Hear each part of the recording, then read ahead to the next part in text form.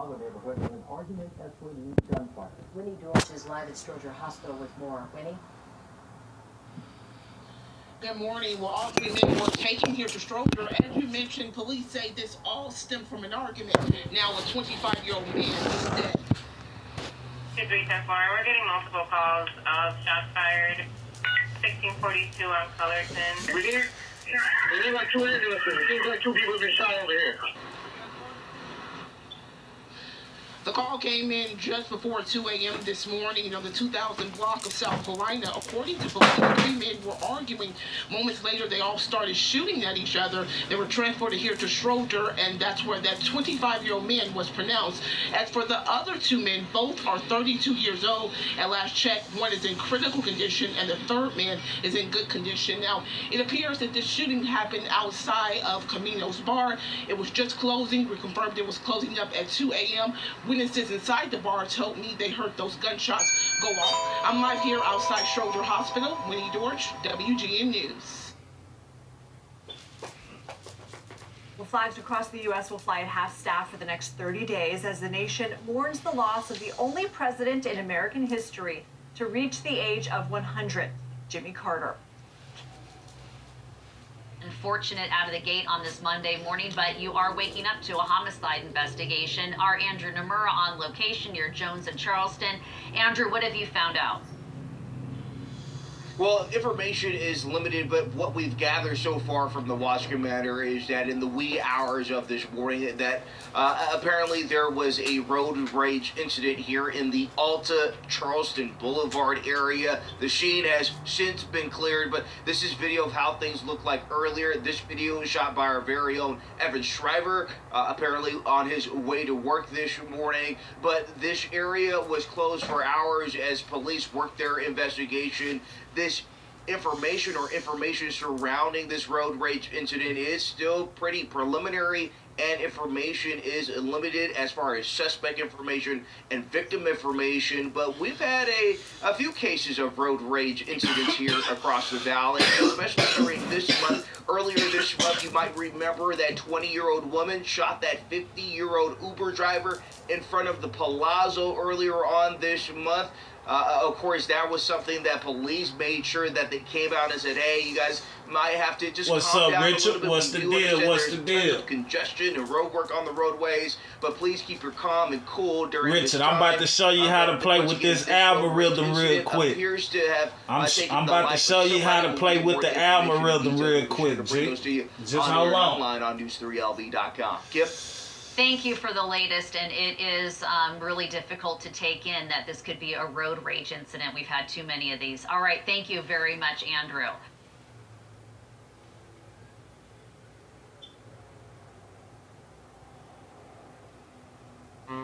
Before the ball drops, grab celebratory spirits and some champagne to pop. Specs has the largest selection of sparkling wine, champagne, and everything you need to ring in the new year. Specs. President Joe Biden is commuting the sentences of 37 of the 40 people on federal death row, converting their death sentences to life in prison. The commutations include 2 San Fernando Valley men convicted in 2007 of kidnapping for ransom and then murder. Our Mary Beth McDade is live in the KTLA 5 News Center with latest reactions. Mary Beth. Yes, Mike and Chair Biden commuted all but 3 death sentences, and among those commuted were 2 San Fernando Valley businessmen who were also serial killers. From child murderers to drug traffickers, President Joe Biden commuted the sentences of 37 of the 40 inmates on federal death row. They'll now face life in prison without the possibility of parole instead of the death penalty. I think President Biden ran in part on a platform of abolishing the death penalty. I think this is a moral imperative for him. Among those whose sentences were commuted were 2 San Fernando Valley businessmen who were found guilty in a ruthless kidnapping for ransom scheme. Yuri Mikkel and Yurijes Kadamovis abducted, held hostage, and killed 5 victims between 2001 and 2002. These are monsters who cannot be rehabilitated. For the last over 20 years, hoping for some kind of justice with the death penalty. Jenny Silver's father, real estate developer Myra Muscatel, was one of their victims. She says they lured him to a fake business meeting in October of 2001. One of the monsters hit him over the head with a gun, and then they taped him to a chair for days, where he was tortured, and they were trying to get money. She says after days of torture, they murdered him by duct taping a plastic bag over his head and kneeling on his chest until he died. Jenny tells us she can't stop crying. What's up, y'all? What's up, y'all? Show You Love is in the building. They will get to go on with the rest of their lives without any Double tap that screen and hit the like button. Put to death, while the victims and the victims' families will continue to be punished. President Joe Biden said in a statement he condemns their despicable acts, but guided by my conscience, we must stop the use of the death penalty at the federal level. While Biden paused federal executions in 2021, under Donald Trump's first administration, 13 people were executed for their crime. Trump's office released a statement saying in part, these are among the worst killers in the world, and this abhorrent decision by Joe Biden is a slap in the face to the victims, their families, and their loved ones. President Trump stands for the rule of law, which will return when he is back in the White House. 3 remain on death row. Y'all got Trump fucked the up. 2013 Boston Marathon bomber. Y'all got Trump messed up, man. 11 people at Pittsburgh Synagogue in 2018, and Dylan Roof, who shot and killed 9 people at a Charleston AME church in 2015. He certainly did carve out the 3 that frankly garnered the most headlines. And the president is still a political position, and I think he's still aware of potential political blowback. I spoke with family members of 2 of the San Fernando Valley men's other victims, and they too are very upset by Biden's actions. For now, reporting live. I don't know why y'all upset. Until February 1st. On January 1st, we're starting a 4-week chair workout challenge for beginners over. Yeah, I don't know why y'all upset. Welcome back, 5:10 on your Monday morning. A Waterbury man charged with killing a mother and son in Hartford have been extradited back to Connecticut after fleeing from authorities in Puerto Rico. Now, the suspect will appear at Hartford Superior Court. We have News 8's Brittany Taylor, Life Force in Hartford this morning with a look at what we expect to happen today. Hi, Brittany. Good morning. Laura, Keith, good morning to you. Yeah, the suspect, Lance Morales, just 23 years old, will appear at the Hartford courthouse for his arraignment today. This is expected to be quite a brief appearance, but we could hear more about his charges, his life, and more about his criminal past. Morales, otherwise known as Macho, facing a number of charges for assault and murder of 20-year-old Josiah Mercado and her 4-month-old baby boy, Messiah. This all happened on November 19th following a drive-by shooting on New Britain Avenue in Hartford following an argument about a car. Morales was first located by the U.S. Marshals Violent Fugitive Task Force 4 days after the murders and had been awaiting extradition from Puerto Rico ever since. Okay, we'll have more on this coming up in the next half hour, including what we know so far about the victim, Josiah Mercado, 20 years old, and how she is being remembered by the community. For now, live in Hartford this morning, Brittany Taylor, News 8. And we're following breaking news in the San Fernando Valley. An armed suspect is dead following an officer-involved shooting at a hotel. KTLA's Aaron Myers. Double tap the screen to hit the like button, y'all. Double tap the screen to hit the like button. Behind you, Aaron. Subscribe to the channel if you ain't subscribed yet.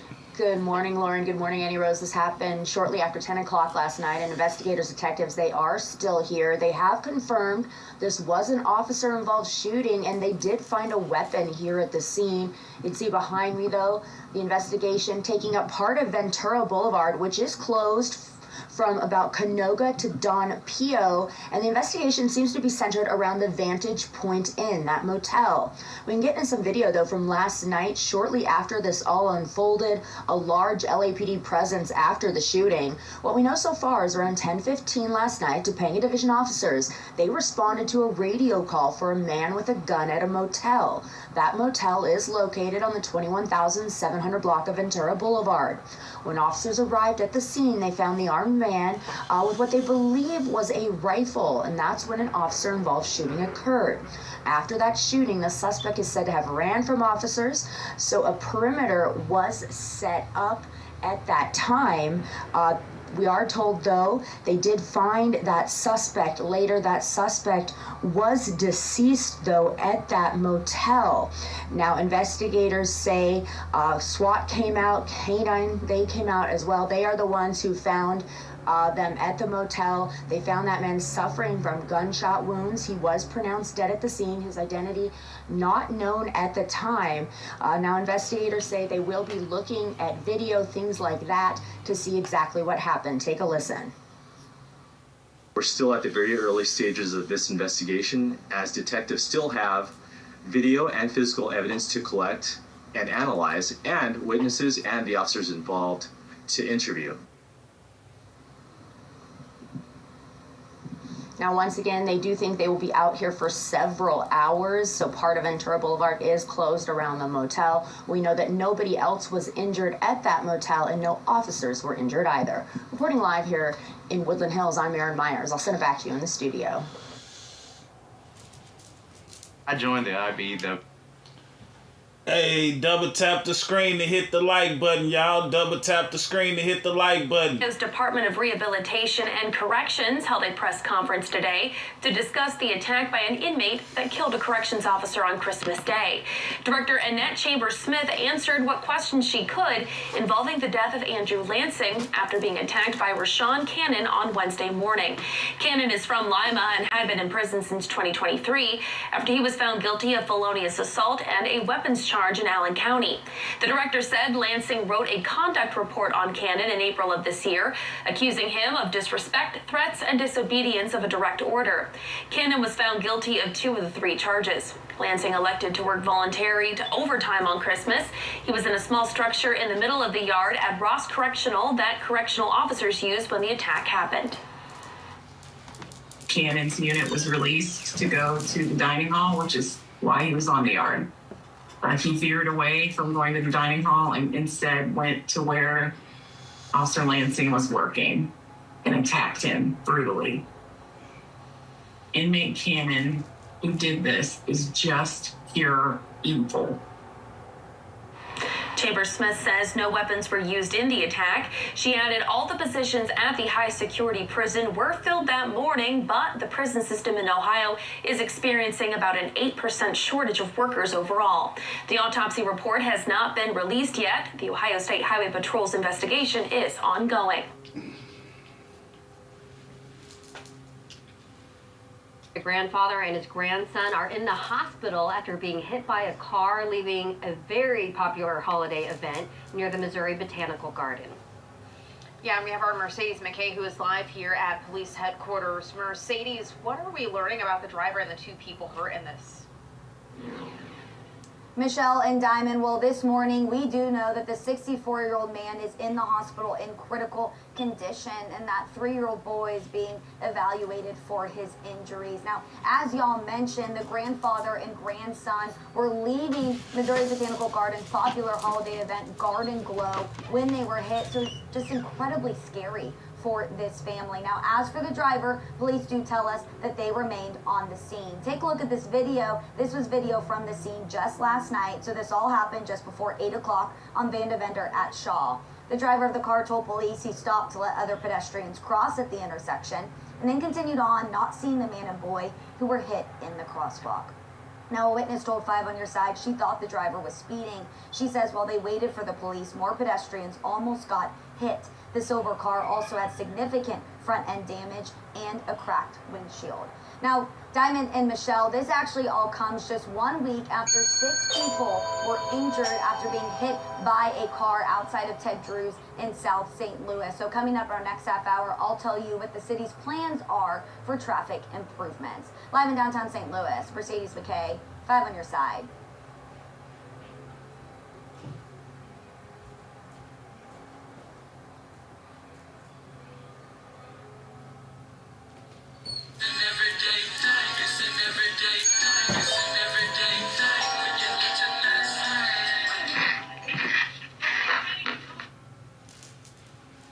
always want the most bang for our buck, right? That's especially true when we're at the gas pump. You've probably noticed prices can be down one day, up the next. So this morning we've partnered with Consumer Reports to show you smart and easy ways for squeezing every last mile and cent from a gallon of gas.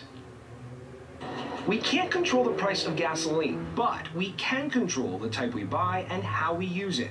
Consumer Reports says buy good quality gas and use top tier gas, a higher standard including Chevron, Costco, Exxon, Mobil, and Shell. Participating brands will have a top tier sticker on their pumps. Save money and skip premium gas unless a higher octane is required for your model.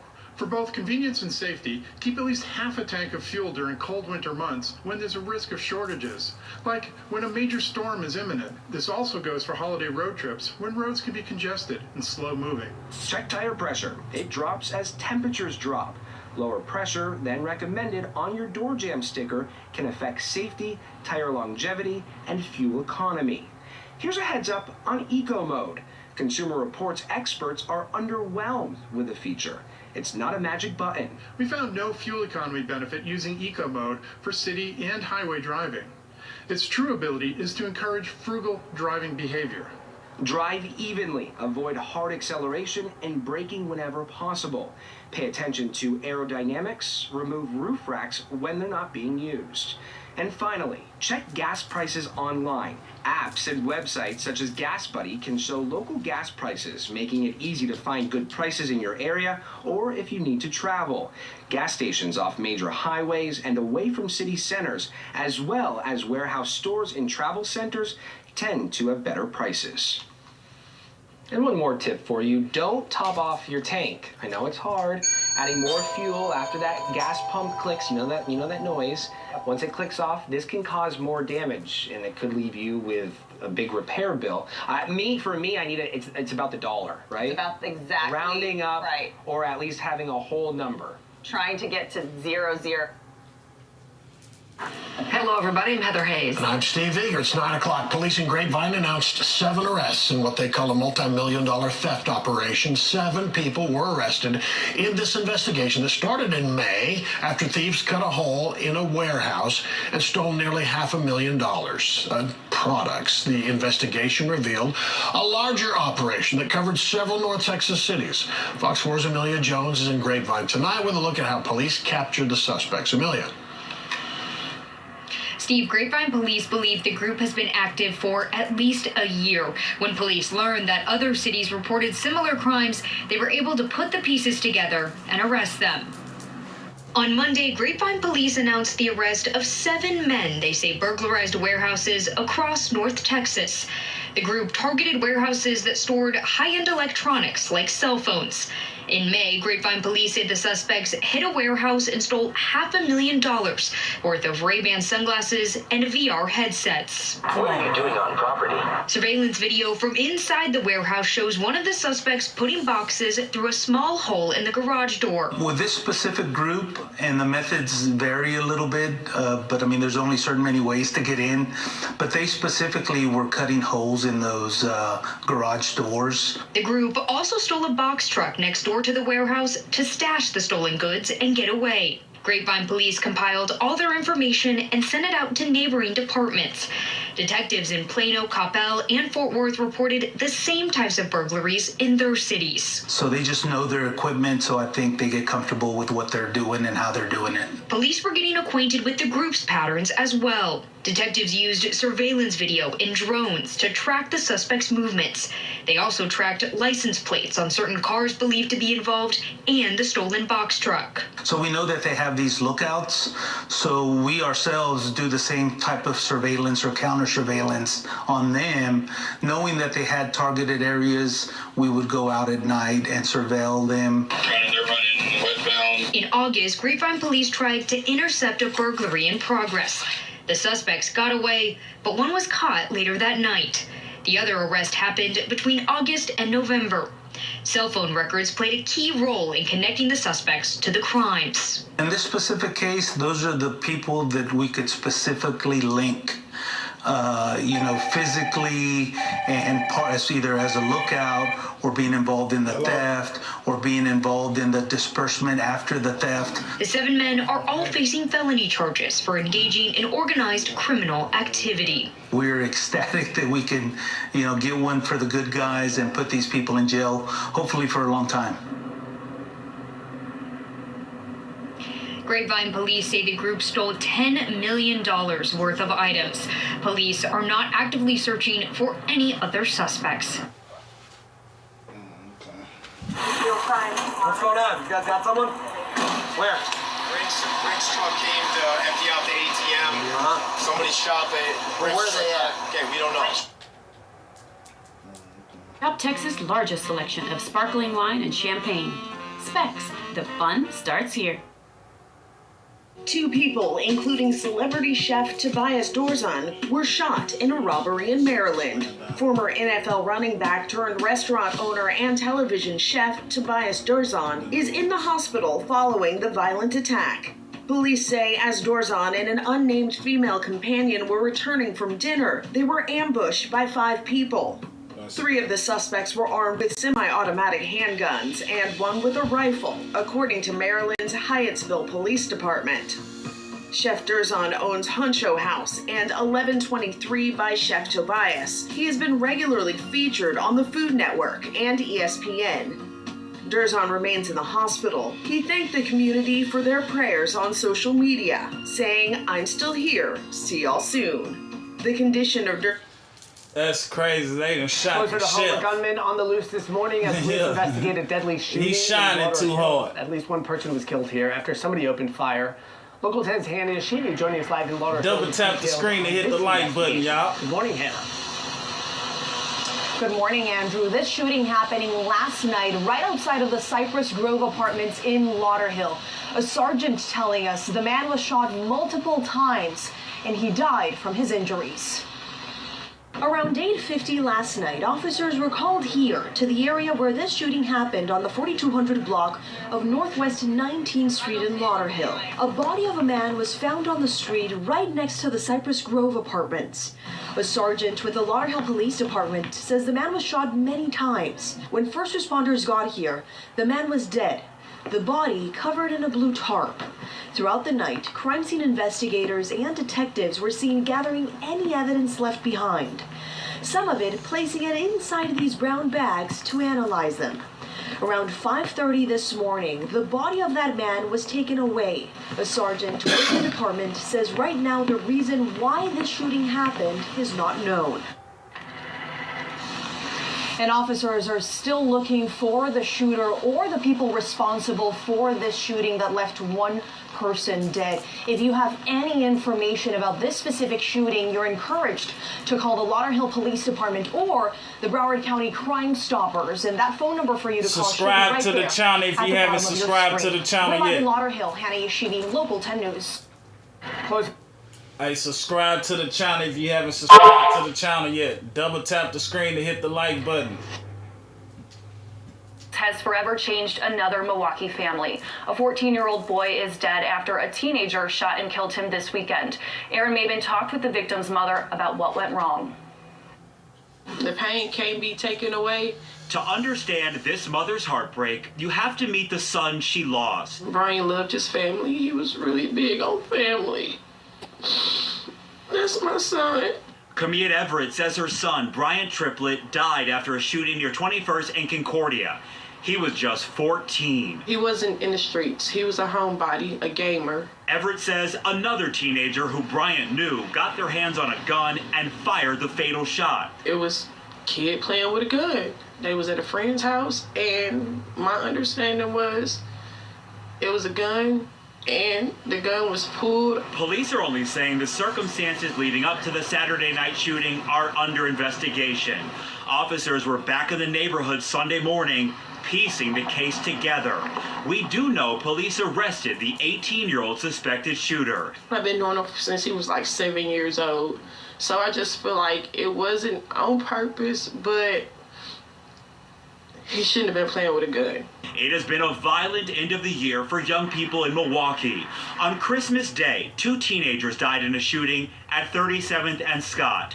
That same day, gunfire wounded a 6-year-old. Everett says she never imagined that gun violence would take away her child, who loved being in the kitchen. He can cook breakfast, burgers.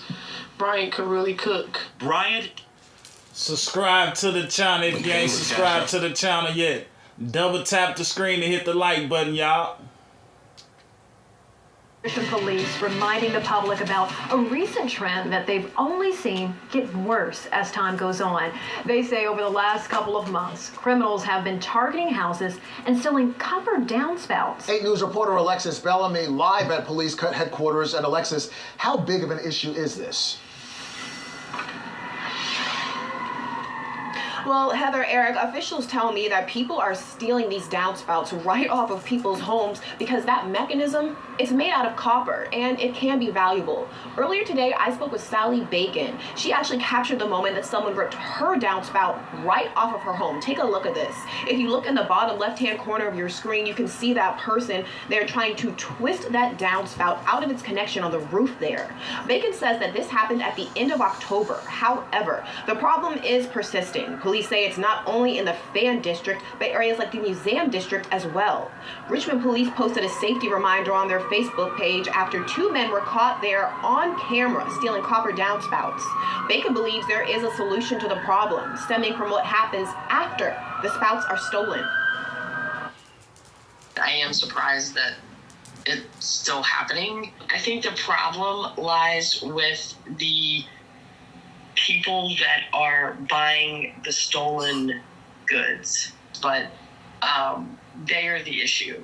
There's somebody that's buying these, so that is leading the thieves to continue to steal them.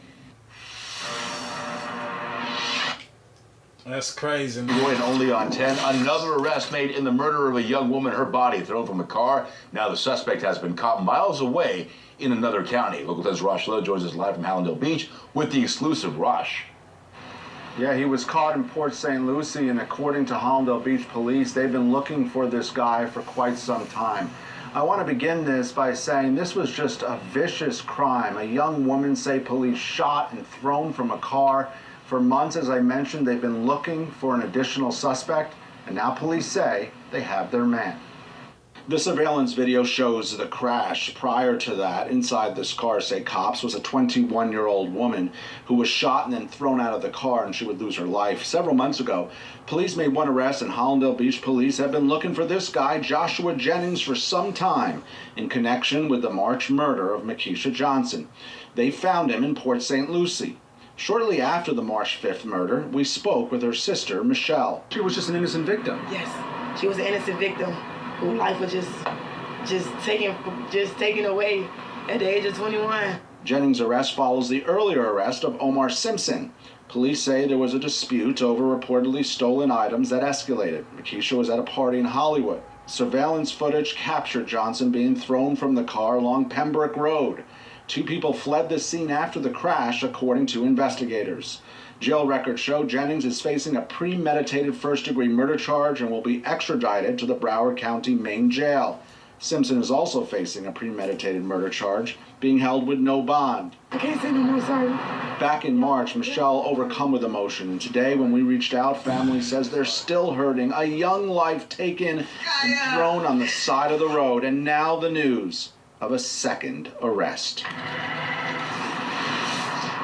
So what's next in this process? We understand that police will be releasing additional information on Monday. The next step is extraditing this subject from Port St. Lucie here to Broward County to face a murder charge.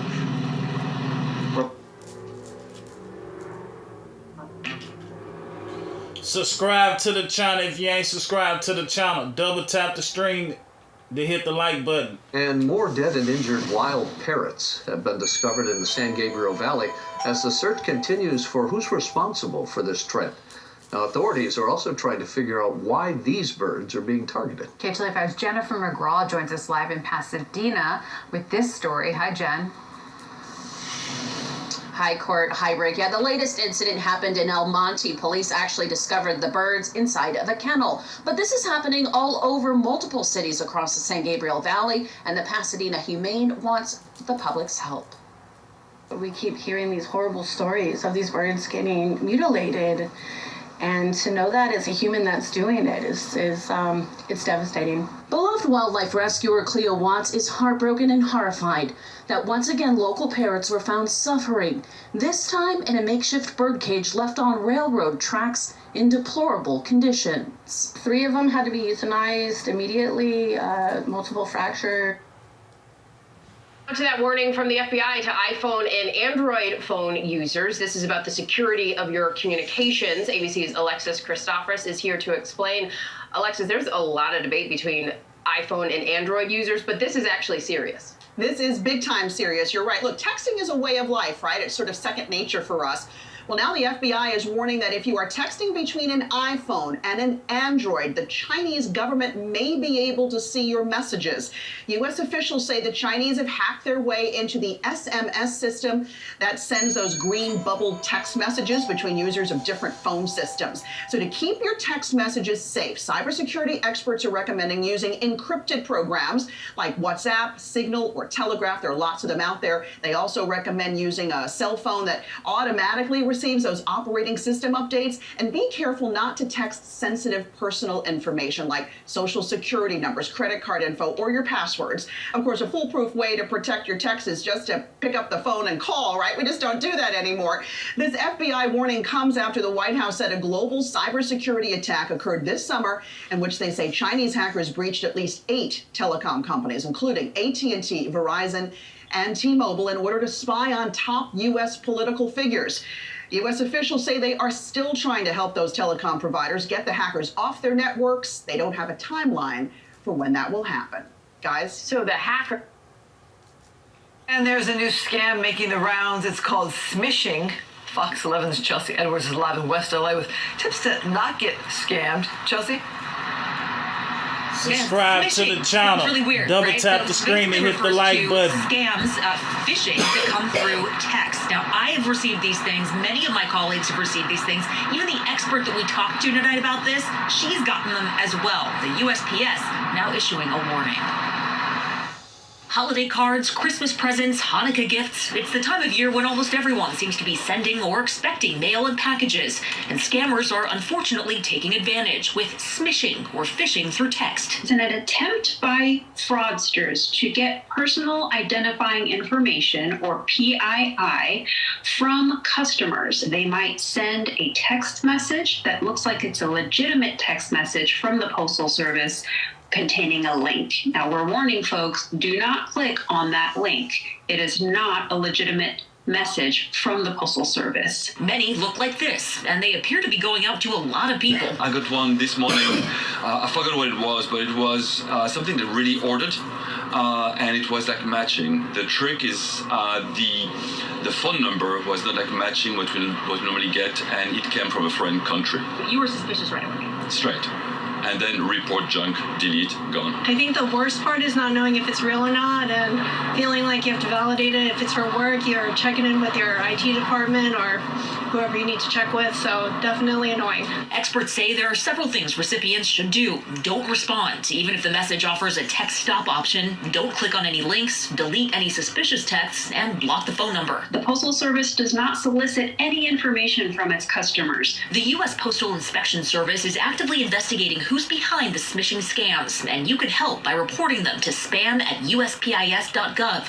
Just include a copy of the suspicious text, a screenshot with the sender's phone number and the date sent, and any information on how you responded and or were affected. You can also report the smishing text to your mobile carrier. Just forward them to 7726. It's very unfortunate. They're everywhere. The fraudsters and the scammers are taking advantage of the vulnerability of our U.S. citizens, who are very trusting and very wonderful folks. Now, if you have sent something via USPS, there are ways to legitimately track it. Just use that tracking number and go directly to USPS to go to their website. And the bottom line here, just do not fall for these things. If you get one, even if it looks legitimate, do not click on those links. Delete. Subscribe to the channel if you ain't subscribed to the channel. Double tap the screen to hit the like button, y'all. Turn us up.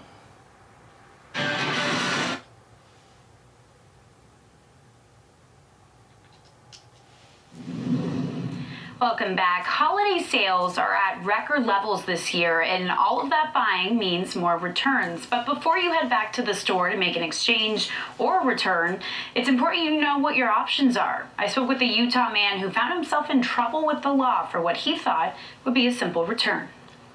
Gene DeSantis bought a 70-inch Roku TV at a Park City Walmart. I just wanted to watch the Met games. I didn't want any issues. But nearly a year later, the TV started glitching. So I bought a TV, and it worked fine for several months. And then it began to flicker. Over time, it would literally shut off and turn on many times in a few-minute period. He knew the one-year warranty was about to expire, so he took the TV back to get it replaced. So I went to the store with the television and with my receipt, and then the problems all began. Gene was given different instructions and explanations from employees as to why no one could replace the TV. The very first thing they said was, we can't scan the receipt. No one knew who was responsible either. So telling me to take it up with O&N, when O&N manufactures that TV specifically for Walmart, is ridiculous. He says the problem is people tend to confuse return policies with warranty claims, including those working the service desk. That's why it's important to know stores are obligated to sell you something that works. Well, it's been 18 months since rapper YNW Melly's first double murder trial ended in a mistrial. His attorneys are petitioning a federal judge to let him out of jail, and they argue he's being treated unfairly while in custody, not allowed to visit with family. Subscribe to the channel if you haven't subscribed to the channel. Double tap the screen to hit the like button. Looks back at how we got here and where the case is headed. Every time I wake up in the morning.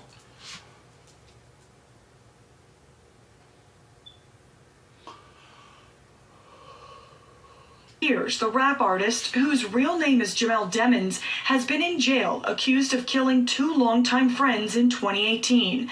The Broward State Attorney's Office tried Demons in the summer of 2023 for the murders of Anthony Williams and Christopher Thomas Jr. Both victims were members with Demons of the YNW Collective. The 3-month-long trial ended with a deadlocked jury.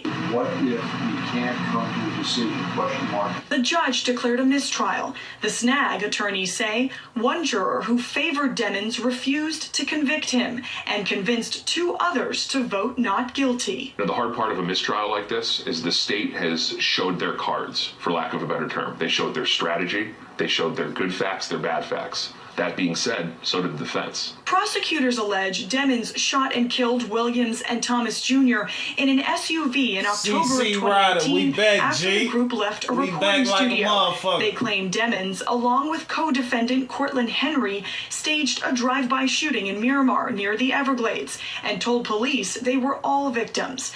As the second trial approached, defense attorneys alleged wrongdoing by the lead police detective on the case, and that prompted the judge to remove prosecutor Christine Bradley. Assistant State Prosecutor Alex Buckaloo took over. In 2023, she co-prosecuted 3 men who were convicted in the killing of rapper XXXTentacion. All 3 are serving life in prison.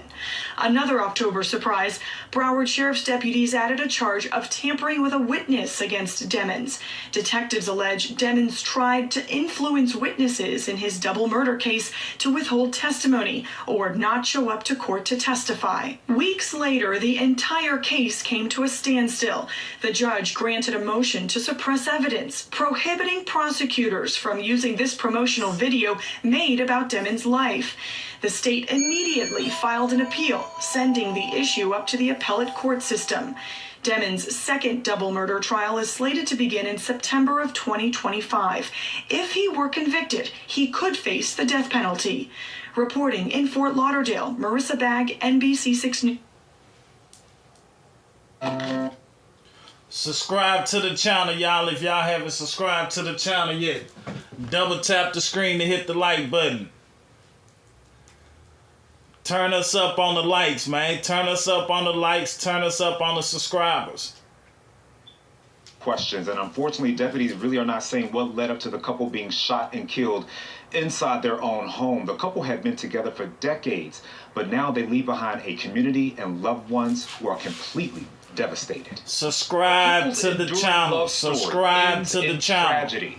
Wynn and Beverly Harmon, married for more than 30 years, found shot to death inside their own home. I can't sleep. I can't. It's traumatic. Just knowing that somebody's out there and they would do something like this to them is unsettling. The victim's family holding this large, emotional candlelight vigil outside the couple's home in Altadena. We just want justice. The shooting happened last Friday around 8 p.m. A neighbor calling deputies to check on 62-year-old Wendell Harmon and his 58-year-old wife, Beverly. When they arrived to West Sacramento Street and entered the home, deputies saw the horrifying scene. The Harmons dead, shot multiple times. The motive unclear. I want to say I'll be able to forgive you. That's what I want to say. I want to be able to say that. Supportive and loving, relatives say, calling them the ultimate power couple. Wynn worked in leadership for Pasadena's Parks and Recreation Department. He loved his community, loved his job, loved his family. You know, he was just that guy. Beverly spending decades in finance before launching a home health aid business. Loved ones now left heartbroken, asking the shooter why them. If anybody knows anything, please contact the homicide division. What would that mean for you? It would give me a piece of myself back. I know I can never bring them back, but right now I can't even function. I can't function. I don't know what my life is gonna be like without them. That was my sister and my brother. That was my sister and my brother, and they're gonna fly high. They're angels, and they're watching over us right now. Investigators want that's messed up right there, man. They don't even know what happened to them people. They just found them dead in the just giving us an hives. update this morning on human remains found in Palos Verdes. Officials tell us the remains were found yesterday afternoon by two beachgoers off hiking trails near Pelican Cove below Dinah's Point. Here's a look at the area where they were found. Deputies say they appear to have been there for months. Officers found the body 40 to 50 feet above the seafloor after receiving a call that someone saw a body from the lookout point above.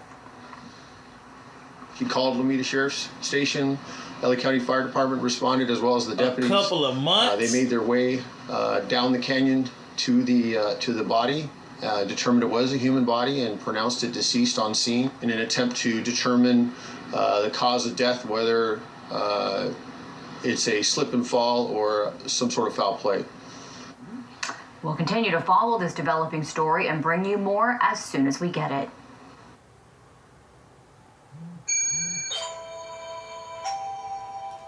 Get it if y'all think that. Subscribe to the channel if you haven't subscribed to the channel. Double tap the screen to hit the like button, y'all. Okay, we in the Bronx real quick. Let's get right into it.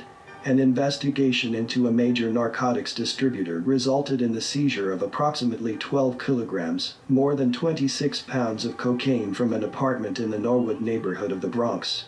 Over $3 million in cash was also seized from the apartment. The narcotics and money were concealed inside several pieces of furniture outfitted with hidden trap compartments. One individual was arrested, Juan Ronan. Law enforcement announced the arrest and seizure following an arraignment in Manhattan. So y'all telling me y'all made bags on audition night? It's bags on audition? How that happen? That's how it go. I thought I ain't never done like that. I thought don't nobody make money yet. I thought we were just trying it out. There's a lot of bags over here. Damn, 1, 2, 3, 4, 5, 6, 7, 8, 9, 10, 11, 12. Okay. These are... You ain't supposed to be doing this shit. The club ain't open. How everybody making money except for me? Alright. I see y'all New Year's. Ooh-wee!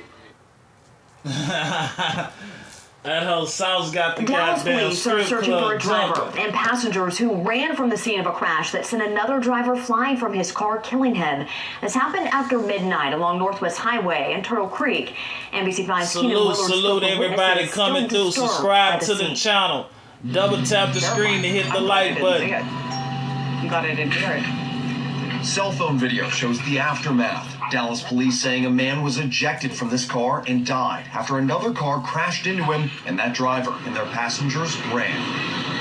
My husband heard a huge, he thought it was like a bomb went off. Kaylee Summers lives right in front of the scene on Northwest Highway. She says her husband saw the suspects running from the wreck. And clothes and toys and diapers were scattered all over the place. My husband said it was horrific. He said he's never going to leave the vision. Dawn Rajavian also witnessed the aftermath of the crash. She didn't want to show her face. She says a friend found the victim in the street after the wreck. And started CPR on him, but he had no pulse when he got there. As police search for the suspects who fled from this crash, neighbors say it should be a wake-up call for the dangerous state of traffic here. It's scary, but wrecks happen here all the time. They need to fix this intersection down here. And Northwest Highway, they just speed. I mean, it makes me a nervous wreck. I drive it every morning. People drive way too fast on this road. And that intersection at Turtle Creek and Northwest Highway needs to be closed because accidents there constantly. Subscribe to the channel if you haven't subscribed to the channel. Double tap the screen to hit the like button.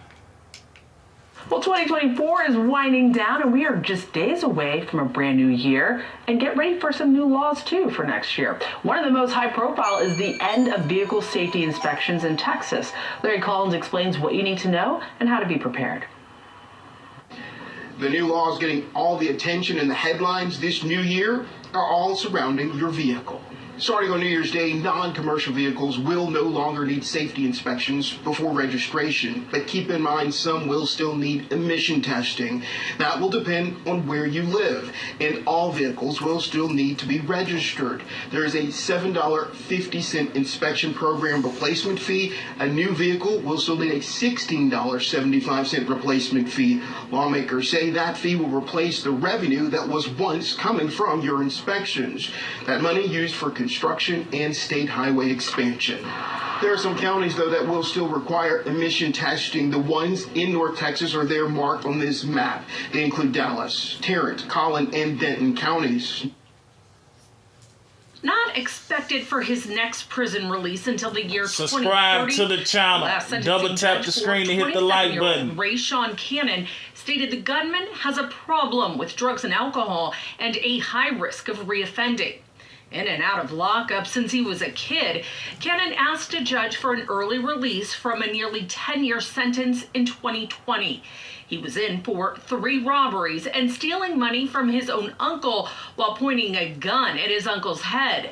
Cannon said he went through 88 programs within the Ohio Department of Rehabilitation and Corrections, including Cage Your Rage and a victim awareness program. He still wrote, "One of my biggest areas that I am working on is acting off impulse, because that is what fails me every time," in this letter to the court.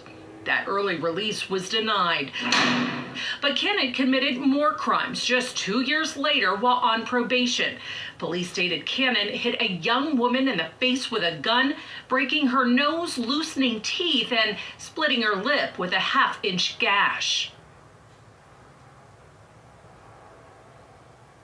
Son arrested for allegedly killing his mother on Christmas Eve. Police say the suspect stabbed her to death in a Massapequa apartment. News 12's Carmen Grant is tracking all of the new details. That nigga stupid. He needs to be getting his ass beat up Jeremy on. Emmanuel Lopez Ramirez kept quiet as he was let out of Nassau County Police Headquarters in Mineola today. The 27-year-old is accused of killing his mother, Josefina Ramirez Montero, inside her Massapequa apartment on Old Sunrise Highway on Christmas Eve. On this particular evening, it was just him and his mother at the that house. dude dumb. Jeremy and his mom. Mom was baking some food for dinner. Jeremy left. Subscribe to the channel, y'all. Double tap the screen and hit the like button. Authorities say Ramirez stabbed his 57-year-old mother multiple times in the chest and abdomen area. She was found in a living room by police. As we reported, she died at the hospital. Police have not released a motive.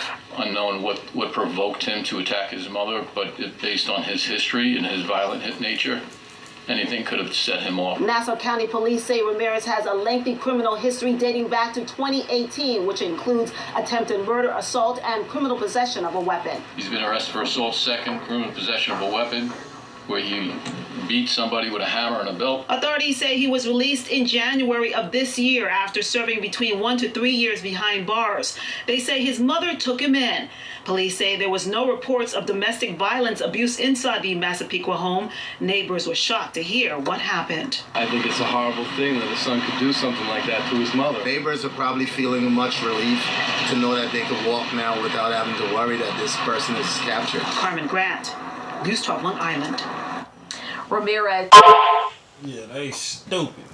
Do this until February 1st. Stupid. On January 1st, we're starting. Subscribe to the channel, y'all. Subscribe to the channel. Run us up on the subscribers, y'all. Police have released new footage of the person accused of abandoning a baby in Longwood yesterday. News 12's Brittany Cadet joins us now from the scene with the latest on this. And Brittany, what are you learning?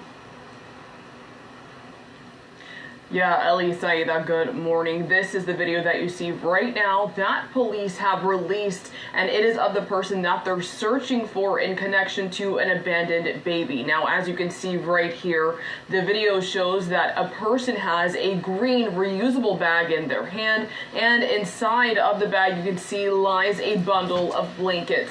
Now, officials tell us that the baby was found wrapped in blankets inside of a tote bag on the doorsteps of a home on Reverend James A. Polite Avenue. The owner of the home told News 12 yesterday that he found the infant on his doorstep alive and naked. He also says the baby may only be just a few days old. Now, police tell us the child was taken to a local area hospital and is expected to survive, and as of right now there have been no arrests and this investigation remains ongoing. But just a reminder, under the New York State's Abandoned Infant Protection Act, a parent has up to 30 days to surrender their child without any charges, whether they drop it off safely at a... Tonight, Sweetwater police say that a possible member of a violent Venezuelan gang is behind bars after an incident at Dolphin Mall. The arrest happened on Friday. Yeah, NBC6's Amy Viteri shows us how officers identified the man as a possible member of the violent gang Trinde Aragua. Yeah, these people tripping around here. That 20-year-old man is in jail here Monday evening, and police tell us he will stay here. That's not just because of the charges he's currently facing, but also due to an immigration hold. And investigators tell us it was the man's tattoos that helped them identify him as a possible member of that gang. Abraham de Jesus Marvo Bracho appeared before a judge over the weekend. Count 2 is battery on a police officer. Accused of stealing and pushing a police officer before being taken into custody Friday evening at Dolphin Mall, after another man reported he and 2 others were trying to beat him up. He fled on foot from the officers. One of them tried to detain him. He pushed them. Police say once in custody, they found Marvo Bracho with 2 bags of Nike merchandise without a receipt, valued at over $1,100.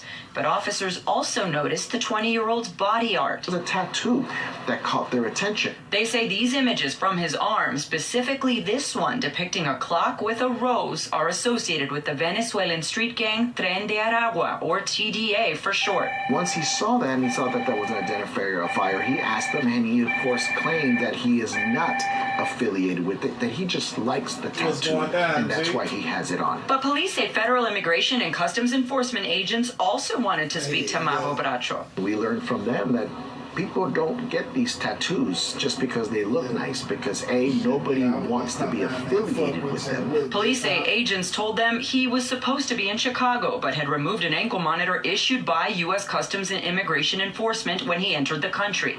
As of last month, the Department of Homeland Security had identified more than 600 migrants in the U.S. with ties to the Tren de Aragua gang, according to data obtained exclusively by NBC News. Local law enforcement says information shared by federal authorities, like details of tattoos, helps them do their job. One of our priority service units was able to see that, catch that, contact the federal authorities, come in, put a nice detainer on them, and look, now we found somebody that was a fugitive. He's facing several charges, including grand theft and battery on a law enforcement officer, and he's also being held in connection with his immigration case. In Northwest Miami-Dade, Amy Viteri, NBC6 News. Man, I don't even know what hospital they took him to. 2024 was iconic. Oh, hey, man, in finance. And it all started with a little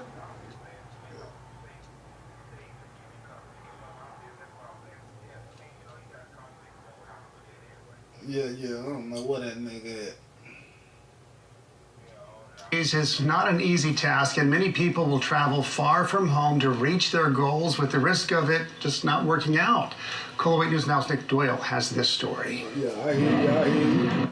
Imagine catching a last-minute flight across the country to Reno, bags packed and ready to go, with intentions of starting a new job and providing for your family. That was my plan. But when you land, there's no job. Thinking that was going to be a blessing for us, and, you know, I told my kids in the first place when I got offered the job that we were moving here, and they were excited and everything, and it's just a big disappointment for me to know. Demetrios Hasty, who is a father of 4, flew out to the Reno Sparks area on Sunday for a job at Tesla. Hasty applied directly with Tesla, and then through Superior Skilled Trades, a third-party hiring company. I was offered the job. I had to take another course. I had already had the course prior, but I couldn't show proof of my certification. So I had to pay $60 to take